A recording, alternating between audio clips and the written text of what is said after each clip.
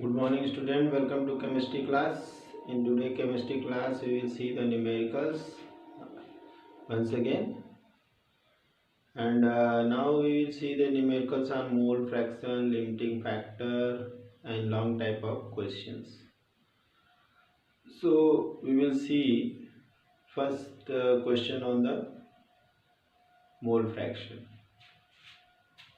Question is that if 4 gram of NaOH 4 gram of NaOH WNaOH is equal to 4 gram.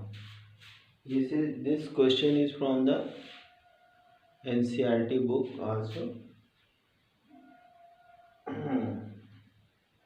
Dissolved in 36 gram of H2O.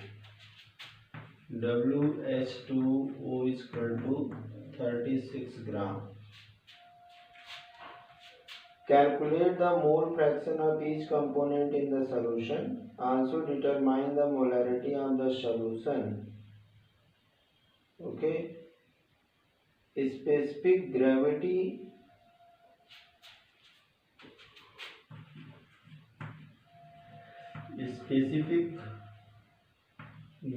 of solution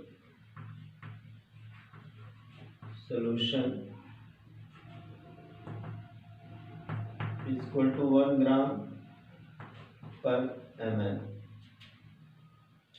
okay, हमें निकालना है क्या mole fraction of NaOH, mole fraction of H2O, molarity of solution. ठीक है, ये हमें सारी चीजें में निकालनी है. ठीक है, क्या करेंगे? मोल फ्रैक्शन ऑफ निकालने से पहले हमें नंबर ऑफ मोल चाहिए. नंबर ऑफ मोल पहले हम निकालेंगे. NaOH का weight upon molar mass, weight दिया 4 upon 40 molar mass, this will be 1/10. Number of mole of H2O, weight upon molar mass is equal to 36 upon 18 is equal to 2. Now mole fraction of NaOH, mole fraction of NaOH x1 मान लेते हैं इसको, is equal to N1 plus N2.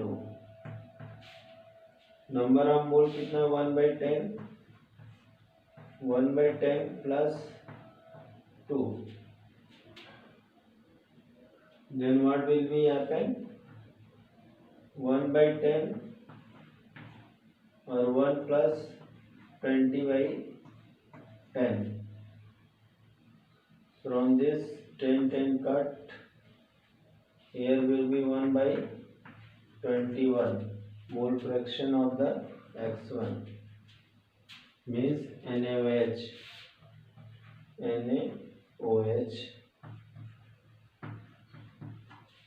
Okay. Then mole fraction of H2O क्या होगा? तो यहाँ से हम लोग जानते हैं कि x1 plus x2 is equal to 1. तो अगर हमने निकाल दिया 1/21 plus x2 is equal to 1. Okay, तो यहाँ से हो जाएगा ये, इसको हम लिख सकते हैं 0.49 plus x2 is equal to 1. Then x2 is equal to 1 minus 0.49. Okay, तो यहाँ पे हो जाएगा हमारा 1 and 5.05 mole fraction of the H2O. ठीक है, एक बार पहले फिर से समझ लेते हैं अच्छे से. क्वेश्चन में NaOH का वेट दिया गया था 4 ग्राम, जिसको डिजॉल्व किया गया 36 ग्राम वाटर में, 36 ग्राम वाटर में, ठीक है। और स्पेसिफिक ग्रेविटी 1 ग्राम पर मोल दी हुई थी। हमें मोल फ्रैक्शन ऑफ NaOH चाहिए था, मोल फ्रैक्शन ऑफ H2O चाहिए था और मोलैलिटी चाहिए थी। तो इसको सॉल्व करने के लिए पहले सबसे पहला काम किया कि हमने सबका नंबर ऑफ मोल निकाल लिया। नंबर ऑफ मोल निकालने के बाद हमने यहाँ से मोल फ्रैक्शन ऑफ NaOH निकाल दिया। तो इसको हम इस तरह से भी सॉल्व कर सकते हैं। दूसरा तरीका याद आ गया कि हम यहाँ पे इसका वेट देख रहे हैं कितना है, 4 है, इसका वेट कितना है, 36 है, 9 टाइम ज़्यादा है। तो हम इसको लिख सकते हैं x NaOH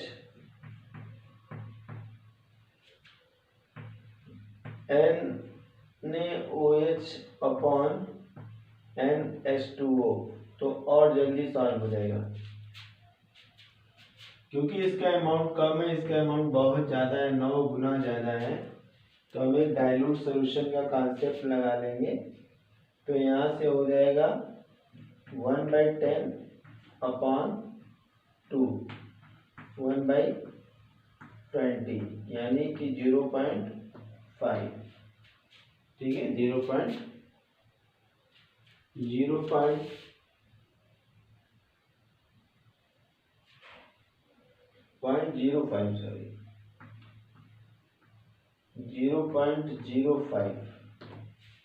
will be answer.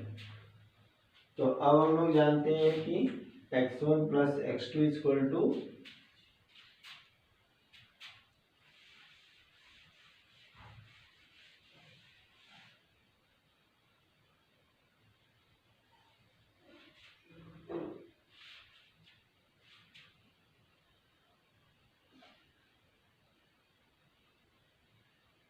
तो यहाँ से हो जाएगा x1 plus x2 equal to 1, okay. Here will be 0.05 plus x2 equal to 1, then x2 equal to 1 minus 0.05, okay. Here will be 0.95. This is the mole fraction of what? Mole fraction of H2O, okay. तो फिर हमने यहाँ पे क्या किया कि mole fraction सबका calculate कर दिया, ठीक है। सॉल्व करने के लिए बहुत सा तरीका है, चाहे जैसे कर लें, ठीक है। तो ये हमने मोल फ्रैक्शन वाला पोर्शन कैलकुलेट कर लिया। अब हमें निकालना है मोलैलिटी। तो पहले हमें निकालने के लिए मास ऑफ सॉल्यूशन निकाल लें। Mass of solution,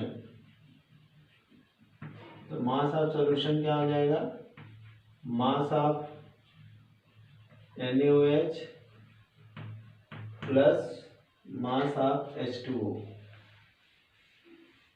mass of H2O।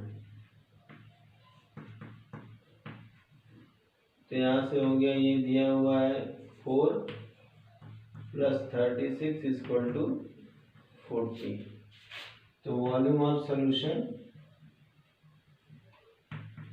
Volume of solution क्या हो जाएगा, mass upon density, mass upon density, okay. तो मास हमारा कितना है 40 और यहाँ पे 1 ग्राम पर ml है। तो ये हमारा हो जाएगा 40 ml, ठीक है।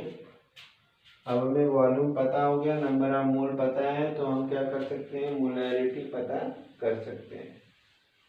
तो मोलैरिटी इक्वल टू क्या हो जाएगा, number of mole upon volume. Number of मोल कितना आया था 1/10, वॉल्यूम आया 40 × 1000, ठीक है। तो अब इस जीरो से तो ये जीरो कट गया, इस जीरो से ये जीरो कट गया, तो ये हो गया 10/4 मीन्स 2/5, मतलब 2.5 m जो है मोलैरिटी आ गई, 2.5 m मोलैरिटी आ गई, ठीक है। तो अब इस तरह से हमने यहाँ मोलैरिटी भी निकाल लिया, ठीक है।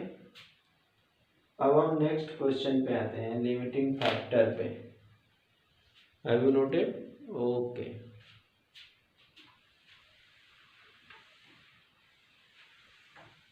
Limiting factor,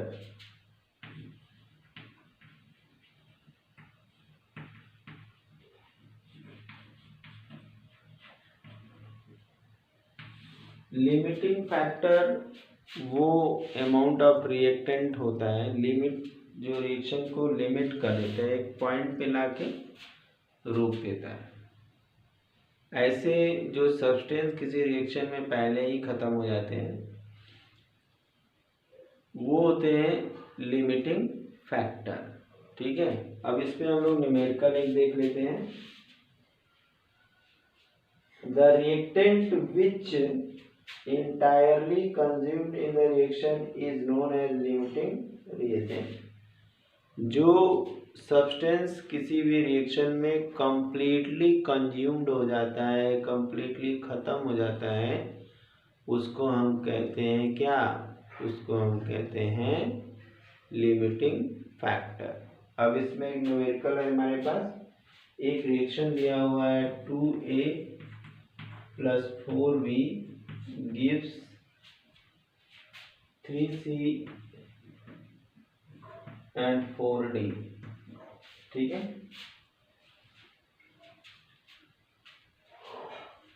when 5 mole of A, when 5 mole of A, 5 mole or 5 mole of A react with 6 mole of B, okay, then first point, which is the limiting factor? Which is the limiting factor? कौन यहाँ पे limiting factor है? और second question is that calculate the amount of C, calculate the amount of C, ये question है। तो पहला काम हम करेंगे, लिमिटिंग फैक्टर को पाएंगे, ठीक है। अब इस क्वेश्चन के अनुसार क्या करा है, अकॉर्डिंग टू क्वेश्चन हम पहले लिमिटिंग फैक्टर पाने जा रहे हैं अकॉर्डिंग टू इक्वेशन, ठीक है। तो यहाँ पे क्या है, क्वेश्चन में दिया हुआ है 2A 4B means according to question 2 mole of A react with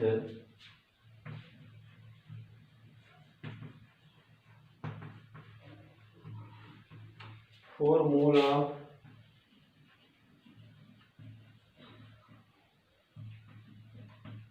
B, ठीक है, 4 मोल ऑफ B।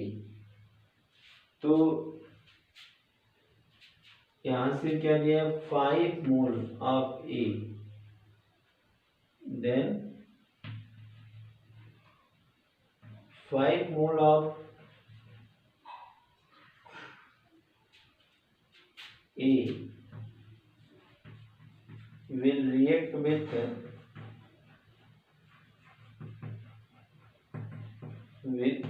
क्या होगा 5 × 4/2 इक्वल टू 10 मोल। ठीक है, 10 मोल बी की जरूरत पड़ेगी, 10 मोल ऑफ बी। ठीक है, और हमारे पास बी कितना है 6 मोल।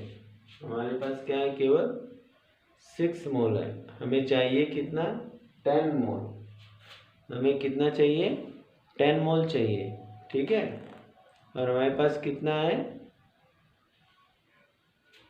6 मोल। अब इससे हमें क्या पता लगता है, इससे हमें ये पता लगता है पहला point, it indicate that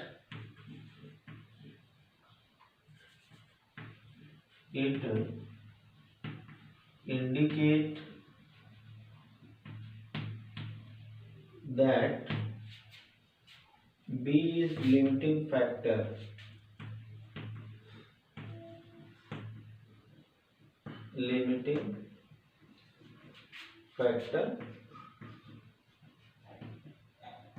because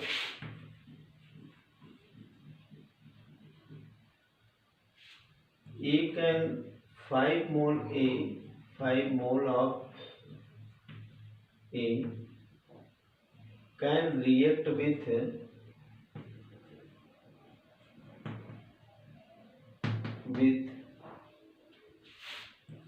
10 mole of B। ठीक है, while we have only 6 mole which will be consumed earlier। ठीक है, which may be consumed earlier।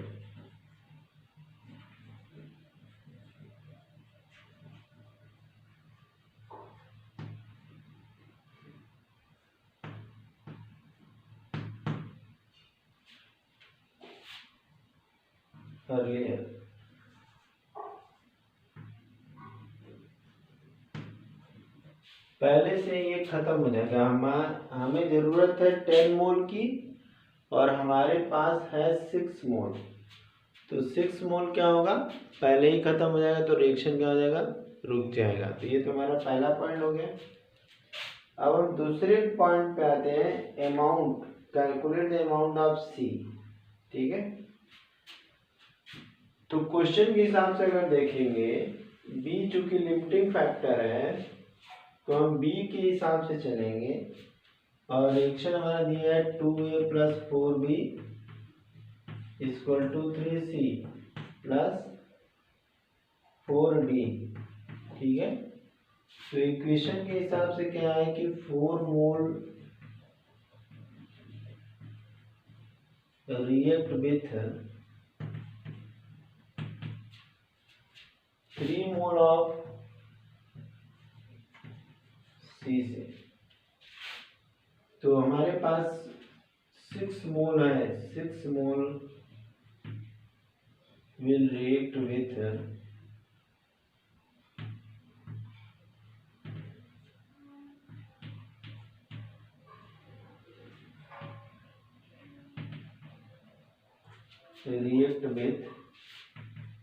3 × 6/4, here will be 2, here will be 3, 9/2, okay, 4.5 ग्राम। 4.5 ग्राम जो है कि 4.5 मोल बनेगा। ठीक है, 5.4 मोल बन जाएगा। तो इस तरह से हमने देखा लिमिटिंग फैक्टर क्या था, लिमिटिंग फैक्टर बी था, क्योंकि हमें ज़रूरत थी 10 ml की, 10 मोल की, और हमारे पास था 6 मोल ओनली। 4 मोल कम थे, तो इस वजह से ये जो है बी हो गया लिमिटिंग फैक्टर। और यूनिटरी मेथड लगा करके हम जो है कि किसी की वैल्यू हम इस इक्वेशन से पा सकते हैं। ठीक है, चलिए हम नेक्स्ट क्वेश्चन पे आते हैं बहुत तेजी से।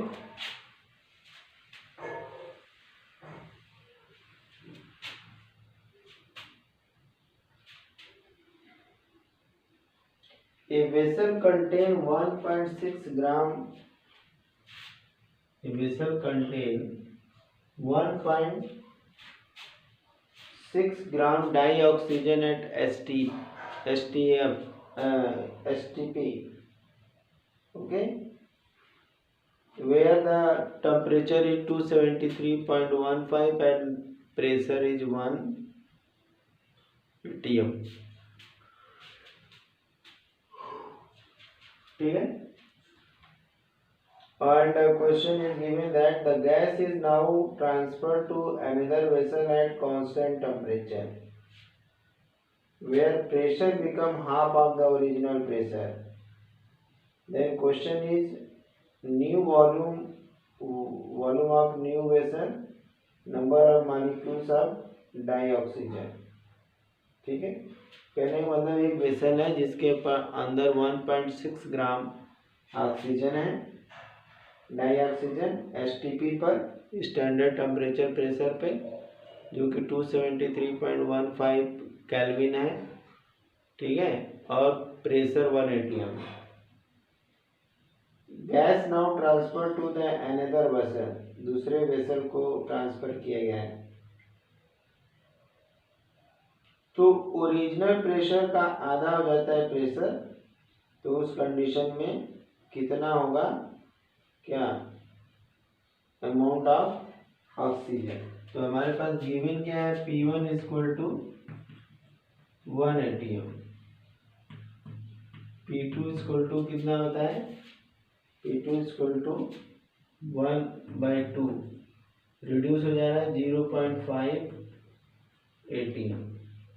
Okay, next question is that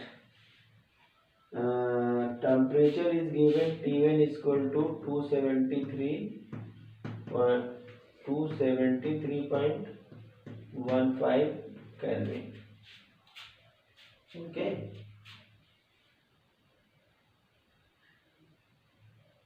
next question is that volume of the new vessel, volume of the new vessel. Okay, अब एवोगैड्रो लॉ के हिसाब से 32 ग्राम ऑक्सीजन रिक्वायर्स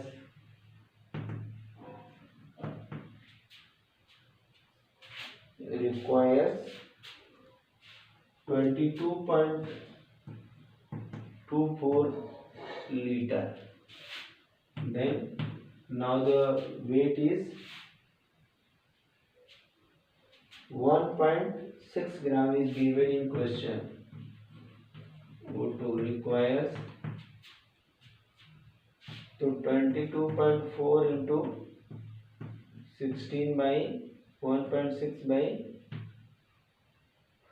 32। ठीक है, अब इसको हम यहाँ से काट ही दें, यहाँ जाएगा 10। ओके, ये हम लिख सकते हैं point 1। Okay, now you can reduce this 1.2। Now you can multiply 1.12 litre. इतना लीटर जो है कि प्रोड्यूस होगा। ओके, अब इसके बाद हमें क्या चाहिए, हमें चाहिए number of molecules of oxygen, dioxygen के कितने मॉलिक्यूल हैं। तो पहला काम हम करेंगे, चार्ल्स लॉ लगाएंगे और चार्ल्स लॉ के हिसाब से पहले वॉल्यूम निकाल लेंगे। तो P1 V1 equal to P2 V2। ठीक है, हमारे पास P1 भी है, P2 भी है और हमारे पास V1 भी है। ठीक है, हो जाएगा 1 इंटू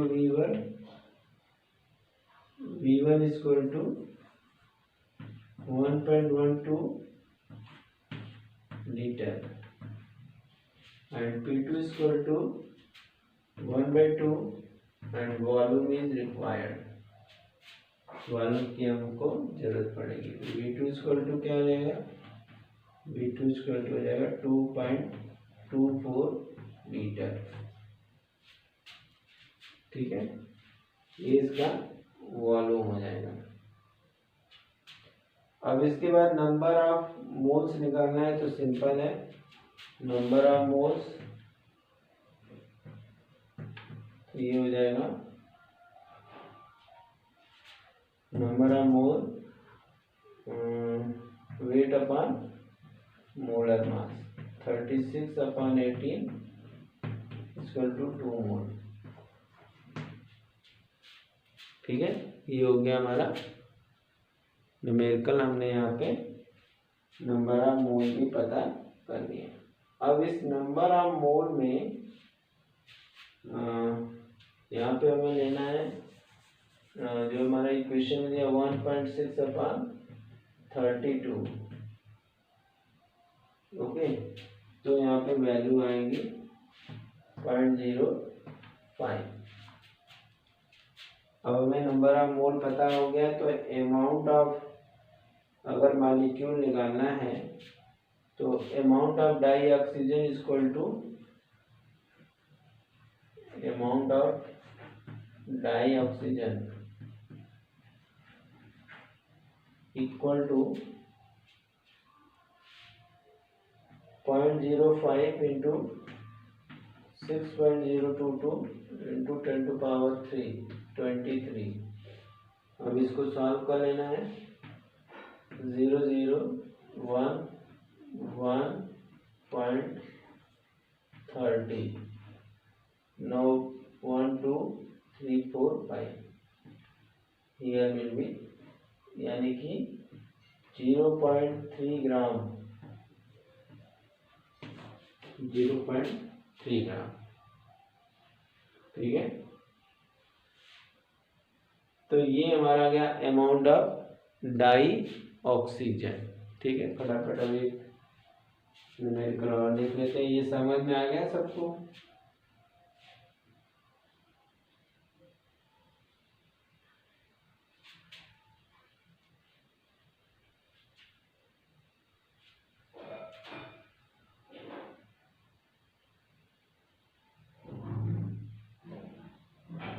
इंटू यहाँ पे लिख लेंगे 10⁻23।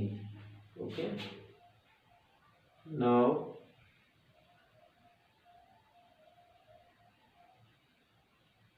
here is the wrong calculations of, यहाँ से हम ऊपर लिख लेते हैं number of moles of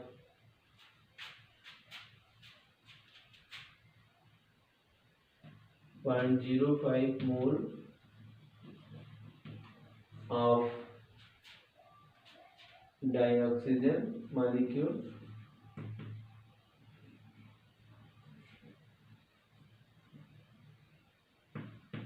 dioxygen molecule कितना हो जाएगा 0.05 इंटू एवोगाड्रो नंबर 6.022 इंटू 10⁻23।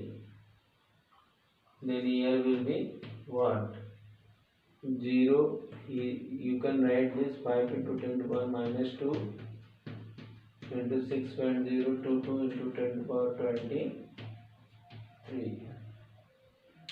तो हम इसको लिख सकते हैं 5 2 जा 10, now 5 2 जा 10 and 1 11.30।